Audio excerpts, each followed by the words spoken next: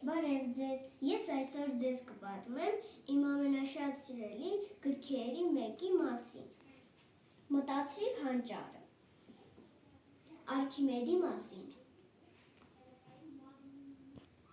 Հիմա կասեք Արքիմեդը ով է։ Ասեմ իմանաք, որ Արքիմեդը մեծ գիտնական է։ Ասեմ, որ նա հորինել է 40 հատ գյուտ։ Այստեղ Արքիմեդի գյուտերն են նկարված, որ պատմեմ շատ կհավանեք։ Որտեղ Արքիմեդը ապրում էր, այդ երկրի թագավորը որոշում էր գնալ տաճար և որոշեց, որ պետք է նրա ամենաշքեղ թագը հագնել, որ տաճարում աստվածները իրան հավանեն։ Եվ իր վարպետին ասեց, որ ամենաշքեղ թագը պատվիրի ոսկուց։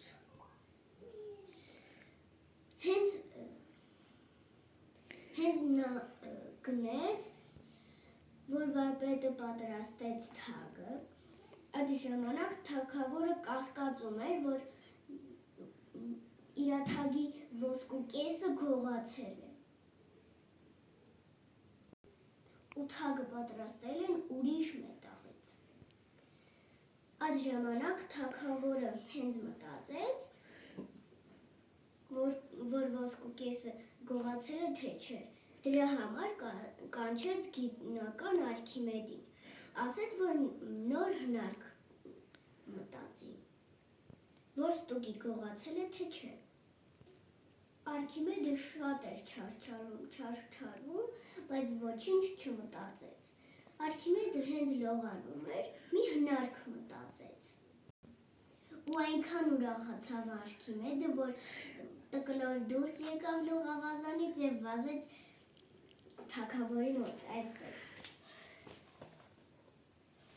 Ու նա հասկացավ ինչպես չափել ծավալը։ Բացի դրանից, նա նաև շատ զենքեր է հորինել։ Սա երկաթե ձեռքն է։ Նա այսենց իջացնում է ձեռքը, նավերին վերցնում և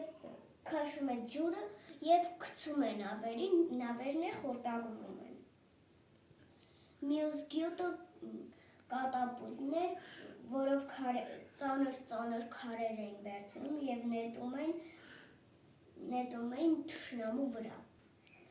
Մյուսը հայլու միջոցով արևի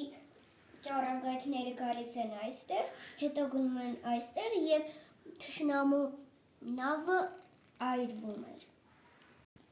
Ասեք, որ հետաքրքիր գյուտեր են։ Նաև նա ստեղծել է պտուտակ, որով գետնի տակից ջուր են հանել։ Այսպես հետաքրքիր գիրք էր։ Եթե ուզեք, կտամ կկարդաք։